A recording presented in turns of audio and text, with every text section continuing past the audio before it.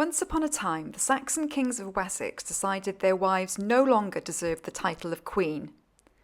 This rather extreme custom was apparently all because of one woman, Eadburh of Wessex, who behaved so badly, generations of queens were denied the right to royal authority.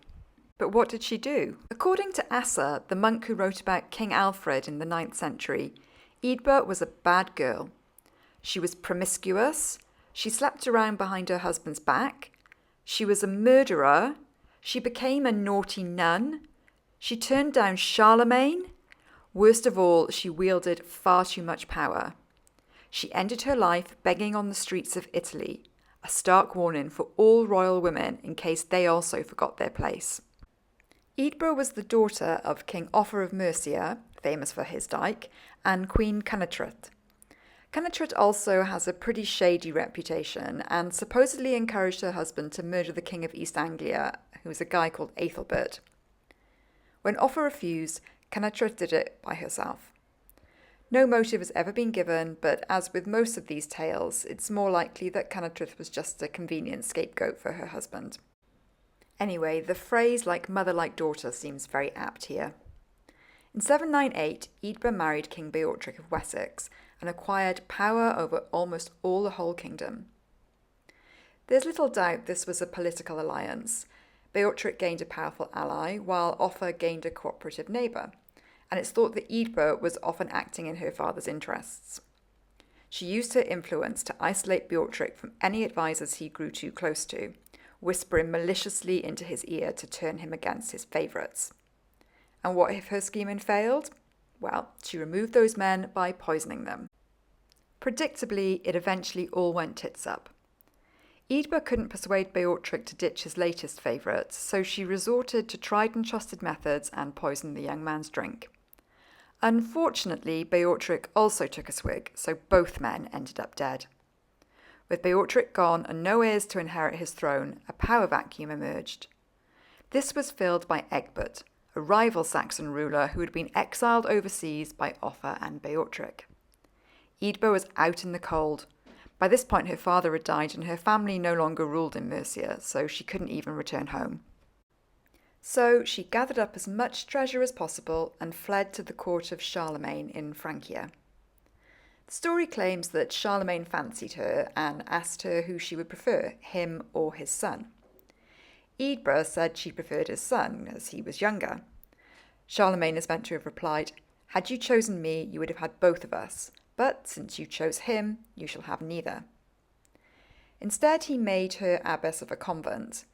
This may not have been Eadburh's first choice, but it was a pretty good offer, especially for an alleged poisoner. However, Eadburh was never going to retire and live a quiet life. During her time as an abbess, she was caught shagging an unnamed Saxon man and got kicked out of the convent. She fled to Italy, where she ended her days as a beggar, a spectacular fall from grace and a cautionary tale for the ages. But did any of that actually happen? The scandalous life of Eadburh may be juicy historical gossip, but sadly it was most likely made up. It was a useful bit of finger-pointing which helped legitimise the rule of Egbert's grandson, Alfred, famous for his baking disasters, among other things. When Egbert seized the throne after Beorhtric's death, their family displaced the previous ruling family, so they needed a bit of PR to justify their position. It didn't matter that several generations had passed by then. Monarchy in Anglo-Saxon England was a much more precarious concept than in later centuries, especially as primogeniture wasn't a hard and fast rule. It speaks volumes that much of what we know about Eadburh comes from Asser, who was a monk and a member of Alfred's court. Eadburh's sordid behaviour was a useful way of discrediting both Beorhtric and Offa, who were the enemies of Alfred's grandfather. They had teamed up to drive Egbert out of the country, a union which had been cemented by Eadburh. Implying that his grandfather had done the kingdom a favour by coming in and cleaning house reinforced Alfred's position, especially as it's likely Egbert was the real reason for Beorhtric's demise. Alfred was also supposedly the one who told the story to Asser, so it all feels a little too convenient. So who was the real Eadburh?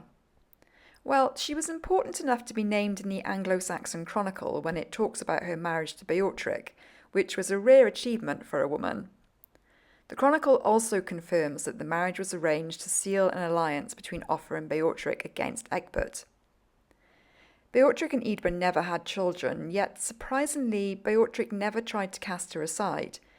We'll never know whether that's because he genuinely loved her, because he was scared of her father, or because his alliance with Offa was more valuable. It appears that Eadburh did wield authority of her own. Her name and title is present on several charters. And yes, Beorhtric and one of his ealdormen did die at the same time. Eadburh's move to the continent after Beorhtric's death is also entirely feasible. Royal women did move around, and at least one primary source suggests that Eadburh was present in an Italian convent. This is the 9th century entry in a confraternity book of Reichenau Abbey, which mentions an English woman named Eadburh, who was abbess of a convent in Italy. It was common for widowed medieval queens to retire to a convent, so maybe this was our Eadburh. If so, she most likely remained there and probably wasn't chucked out for screwing around. At least one other contemporary source suggests that the West Saxons didn't have queens. However, one of Alfred's sisters-in-law, a woman called Wulftrith, appears in a charter as Regina, and Alfred's stepmother/sister-in-law Judith, which is a whole other crazy story, she's also referred to as a queen. Asa mentions Judith as an exception to the whole no queens rule. She was the daughter of the Frankish king Charles the Bald, who insisted she was crowned queen in France before leaving for England. Reading between the lines of this, it's possible that he was aware of the West Saxons' proclivity for wives over queens and wanted to ensure the prestige of his family wasn't called into question. So, although Judith was recognised as queen, she wasn't actually crowned in England. For the most part, however, it does seem that the royal women of Wessex weren't highly regarded post-Eadburh. It's rare to see them mentioned in the sources. Only Wulftrith, Judith, and Osburh, who was Alfred's mother, are named in the context of Alfred's life. Asa briefly talks about Alfred's wife Ealhswith, but he doesn't even mention her name. Egbert's wife and the wives of Alfred's brothers, with the exception of Wulftrith, are absent from the annals. Asa makes a point of saying that he disagrees with this tradition, and it's likely he was using the story of Eadburh to justify it. It neatly blames just one person rather than the social norms of Wessex, while also throwing shade at Egbert's rivals, making it a very convenient explanation indeed. Being royal meant access, status, and power, so removing the title of queen meant removing a woman's authority. As for whether or not the West Saxons didn't have queens, it's hard to know for certain. It's possible they didn't, but there was the occasional exception. Or they did, but their royal women didn't hold the same elevated status as queens elsewhere, so they flew under the radar. What we can say with some degree of certainty, however, is that Eadburh's life wasn't really that scandalous after all.